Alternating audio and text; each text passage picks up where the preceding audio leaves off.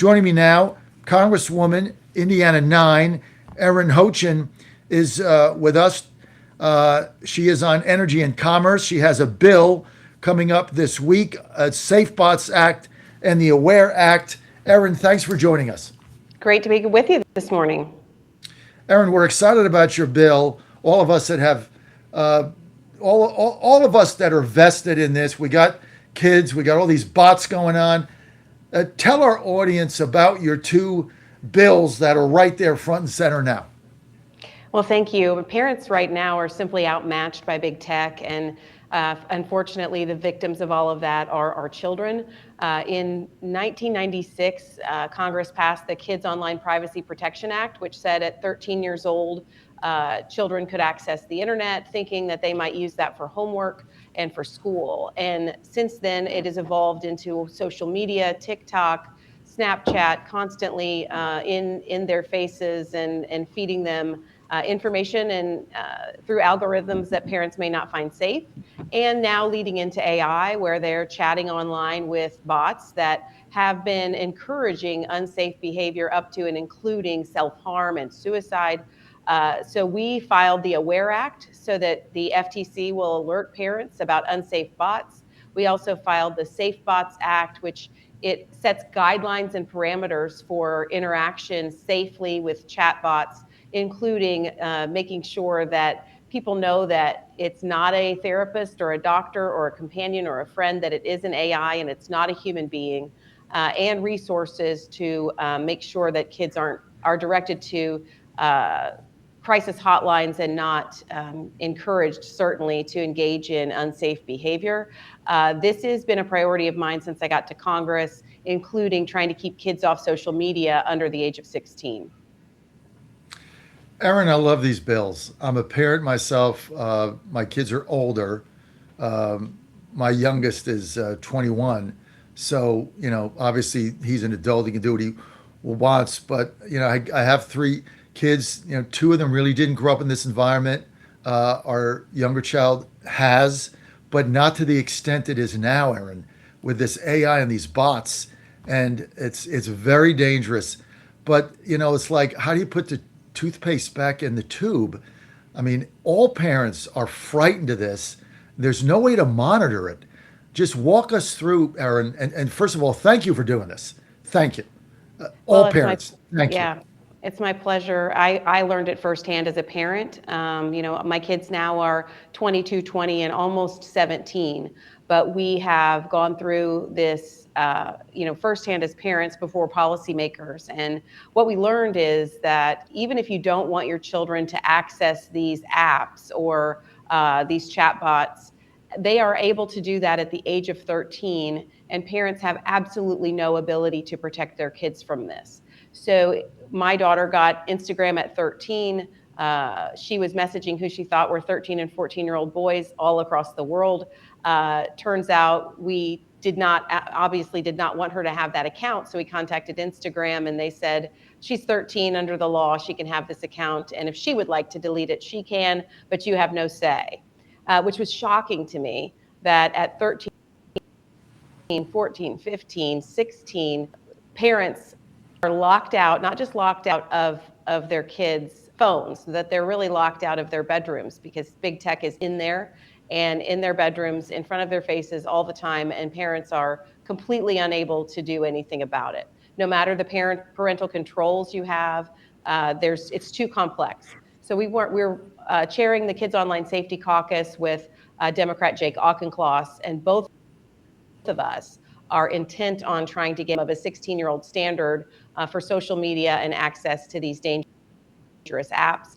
The chat part of that, we've seen too much self-harm for teenagers, including parents who have tragically lost their children because of the influence of social media, and I am on a mission to get this done. It's you're a godsend, and all parents want to thank you. We get frustrated with our representatives in Congress that we don't get anything done, and this is so critical for so many parents. I mean, the story you just told, that you contact Instagram out of concern for your 13-year-old daughter, and basically they tell you to shove it, you have no say. is unbelievable to me. And this is Erin, as a parent yourself, and many parents tuning us in right now of our kids vulnerable in their early teens. I mean, stepping up and doing this is a great thing. Tell us about the practicality of getting this passed and what it would mean for parents and their children, and put it in layman's terms, please. Yeah, so we've passed the KIDS Act, which includes Aware and Safe Bots, and those are moving. But I'm on another mission to pass the Reset Act. There's competing bills in Congress right now that would say that 13 is okay for social media for the next 30 years, and that's not okay. It is an uphill battle on how we accomplish this. There's a few App Store level bills that are out there that I'm on, that we're working on, but the uphill battle right now is really within Congress and trying to get members to understand that the dangers that are out there. I've heard members say, well, I'm okay with 13.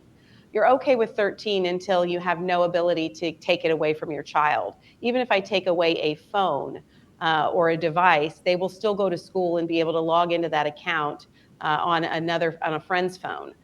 So we don't want to lock parents out. We want them to be in the driver's seat. And right now, they're not even in the car. It is an uphill battle. It's going to take engagement, I think, to promote the Reset Act, and others can get on board. We want to encourage members of Congress to join the Reset Act, to join the Kids Online Safety Caucus, because this is the biggest issue for our kids for the next generation. And the worst thing we could do is codify a 13-year-old standard in the bills that are currently moving through Congress for the next 30 years, knowing full well the dangers that kids face today. Erin Houchin with us. Erin is a member of Congress, Republican, Indiana 9. These two bills are just phenomenal. Let me just ask you something, I guess. Like, when you go to members that have kids and they say, well, I'm fine with 13. I just want to ask you this straight up, Erin, emotionally. Like, what is your reaction to that? Well, I usually explain my story to them, and the story is compelling. And I had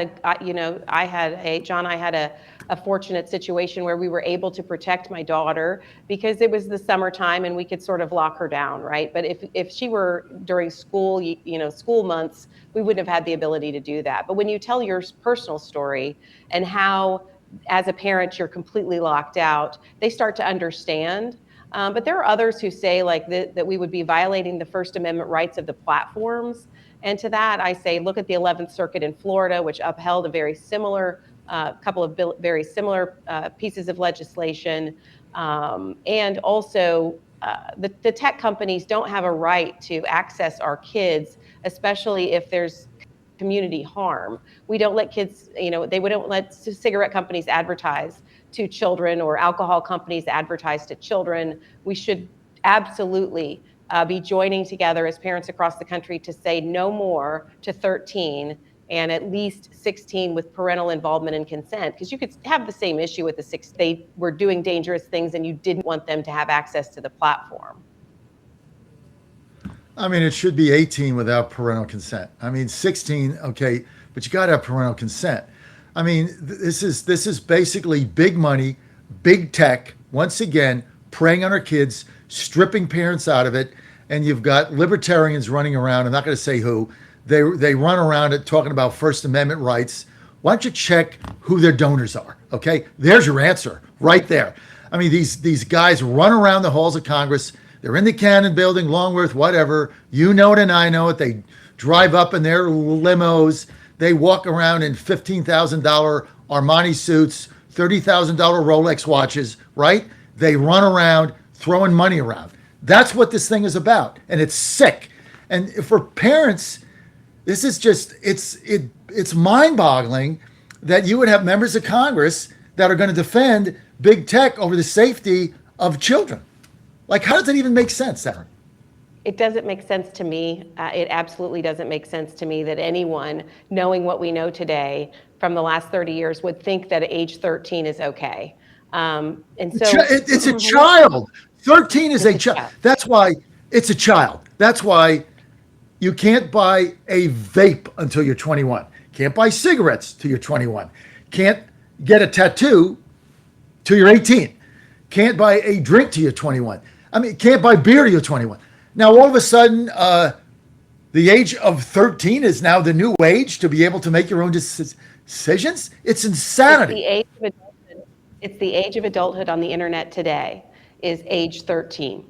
And in the internet ecosystem, some parents will say, some members who are parents will say, well, if I take it away from my 14, 15, or 16-year-old, that's going to cause an issue. But sometimes we have to do things that kids don't like us to do for their own safety. For the record, I would support 18. And that's where I started on this mission, is certainly at 18 with parental involvement and consent. But we're trying to get to at least 16 because right now it's the wild, wild west, and our kids are out. We don't let them walk around the neighborhood today without knowing what they're doing and where they are and that they're safe. We don't let them talk to strangers in the real world yet. When they're on the internet, when they're locked in their rooms, when they're on their video games and they're chatting around, on these apps, that is the time when you are letting anyone in the world, from predators to other children who might bully your kid, into your child's bedroom and their personal spaces. And parents have to stand up and fight back. And I hope that others in Congress will certainly join us. And I want to make note that the AWARE Act and the Safe Bots Act have widespread support. The RESET Act is the social media bill that I have that is probably most critical in this fight because it sets a standard of at least 16. So the RESET Act, and I have to just jot this down because I don't want to forget this. This is the RESET Act. That's the big one. The RESET is changing 13 to 16, but even at 16, you got to have parental consent, right? Is that the Yes. RESET Act? Yes. Right. You're on the John Fredericks Media Network, Trucking the Truth Across America. We're with Congresswoman Erin Houchin from Indiana, 9 Republican. Erin, before we get to a couple other issues, again, I want to commend your courage for putting this reset bill in for all parents. I mean, my kids are older now, but for all parents out there, I mean, 16 with parental consult, 18 is 18. I mean, then you can make this kind of decision on your own. Look, everybody knows this that follows me. I have a lot of body art, and of course, you can't tell your kids they can't have body art when dad does. I mean, it's very hard to do. So, but you got to be 18. I mean, when my youngest son went to get in his first tat, I mean, they had to have ID. I had to be out to sign a form. You got to be 18.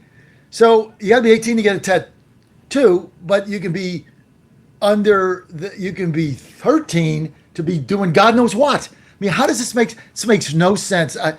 Anybody that is opposed to this, either they don't have kids or they don't understand. I can't imagine anybody not being for the Reset Act.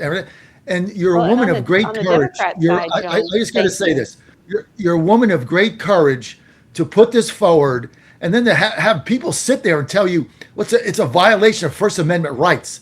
You got to be kidding me! These kids are children. Unbelievable. Well, and the Democrats want to keep it at 13 because of the LGBTQ issues. They don't want parents to be involved. They want kids at the age of 13 to be able to explore without their parents. And that's a whole other issue, John, that is a huge concern. And we have to make sure that parents are engaged in our kids' lives, no matter what they're going through. Unbelievable. I'm shocked.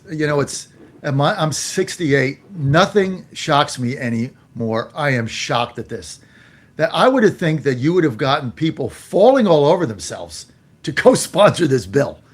And instead, you're running into this level of resistance. Erin, let's get to a couple other issues if you have a minute. It's great conversation.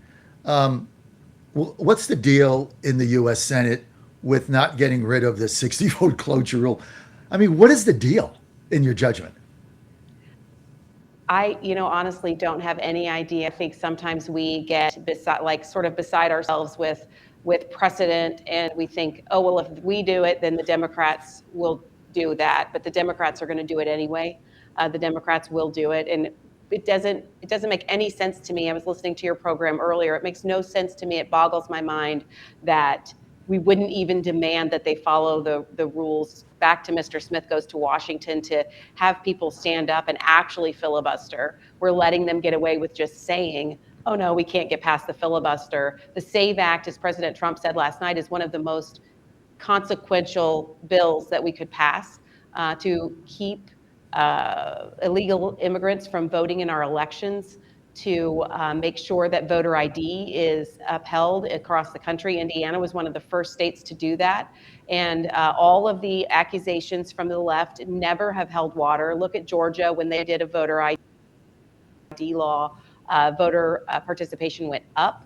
This is about safeguarding American elections for now and into the future. And President Trump is right. This is a critical moment in the history of our nation to get this done, to protect us from now for the next 50 years.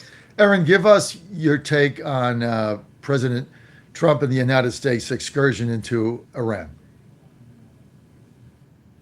Well, I have no doubt, and I trust the president, that it was necessary. I think it was certainly necessary when Operation Midnight Hammer was commenced. Now with Operation Epic Fury, I have no doubt that there were imminent threats from Iran. And it's been 47 years of turmoil that this is the first time we've ever had a president finally stand up and say no more. The Iranian people are happy that they've been that the Ayatollah has been eliminated, but I am concerned about the replacement of his son, and I'm concerned about this continuing. I would love to see this be wrapped up. I think we're probably 95 to 98% there. Let's get this wrapped up and let's give that country back to the Iranian people. But it is a threat to the United States. Iran has been a threat to the United States for many years, almost 50 years. And it's about time that somebody stood up, not just for the Iranian people, but for the Middle Eastern region, for Israel, and for the safety of the homeland. How would you rate your conference, your Republican conference in Doral? What was the overall mood there? I mean, President Trump last night was very firm with us and what he wanted to see us accomplish, and that includes the SAVE Act, Save America Act. It includes no more vote by mail, except in very limited circumstances, which is how vote by mail began. And then he's focused on trying to prevent transgender surgeries for minors and for keeping men out of women's sports. All of this should be very common sense. Widespread support in the House Republican Conference. Getting it through the Senate is going to be a bigger lift, but President Trump said, I may not sign anything else into law until this gets done. I think that signifies how important this is, not just to the president and to the country, but for the future of America and the midterms. Erin, how is Mike Johnson holding this conference together? He's basically, you take Massey out because he votes against us, the majority of the time now. You got a one-seat majority. How is he holding it together? Speaker Mike Johnson does an amazing job. I've watched again and again and again when the media, the fake news media, will count him out and say it can't be done. He and the leadership team and President Trump, they get the job done again and again and again. It is a constant process.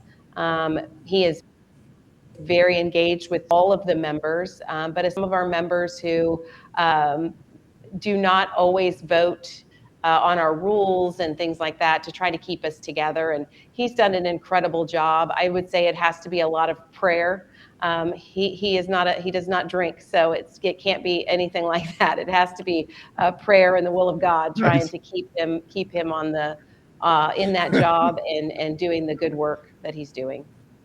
Great analogy. Now you're not in your congressional office, so I can ask you a couple quick political questions here and follow the rules. First is, tell us a little bit about Indiana 9.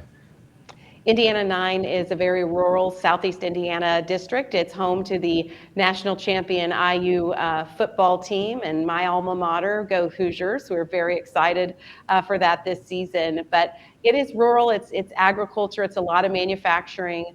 And it's just a great place to call home. If you've never been to Southeast Indiana, it is not like near Chicagoland where it's very flat. It's hilly and beautiful, and we certainly love our home state of Indiana. It's a very red district. President Trump won it. I won it by, I think he got 65%. I think I might have gotten right under President Trump, or right around where he was able to achieve in the last election. Just a lot of hardworking Americans who are in the Midwest. I love that your program is outside the Beltway, because that is where we are, outside the Beltway, where we're in the heart of America, and people support our president in the great state of Indiana.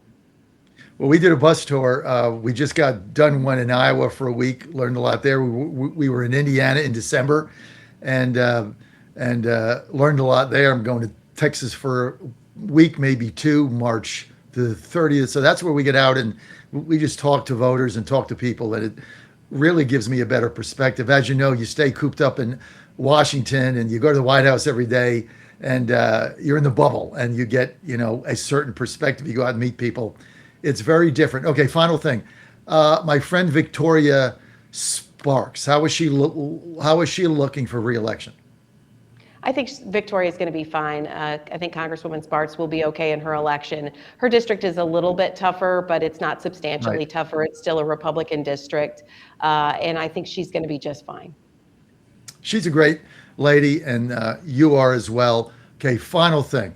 What's the one thing that has to happen for us to have a chance to hold the midterms in the House? Well, we need the Save America Act to pass the Senate. That's first and foremost to safeguard the election.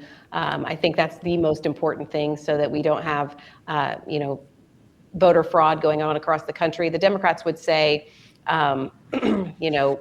it's voter fraud is not widespread, but it doesn't have to be. I mean, look at Bush v. Gore in Florida, and how close that presidential election was. So I think the Save America Act is critical to safeguard the election. But we've got to get the economy going again. It's trending in the right direction. Real wages are outpacing inflation. The war in Iran is going to cause this to be delayed, which is why I think the president is saying, bear with us. We need to get through this, and then we will see improvements to the economy on the horizon. I certainly think after we are finished with Powell and he moves on, we should be able to relieve some of the interest rates, and we're going to get this economy moving again. It will take a while to dig out from the damage done by Joe Biden. Erin Houchin, I want to thank you for being with us today. We got to have you back. Great segment. Appreciate your insight. You're a courageous woman. I've got Ben Klein coming up. He's on hold right now. Can I ask him if he signed your reset bill? He probably hasn't heard of it yet because he's not on my committee of jurisdiction, but he probably would sign on if you asked him. Say hello to my friend. I'm going to ask him in 8 seconds when he comes on, because he's listening right now. He's a great guy. I love Ben. Encourage him to sign on to the Reset Act. Erin, I'm here to help you get co-signers to your reset bill. That's my new mission in life. You're a very courageous young lady. Thank you for being with us. People, Erin, want to follow you. Where do they go? It's at Rep Houchin, houchin.house.gov. We also have a podcast called The Contender, and it's everywhere you can find your podcast. Lots of interesting conversations. And hey, John, good luck in your campaign, and I'll be praying. Thank you, Erin. That's so nice of you. Thank you so much. Prayers matter. So thank you. All right, Erin Houchin, thanks for being with us.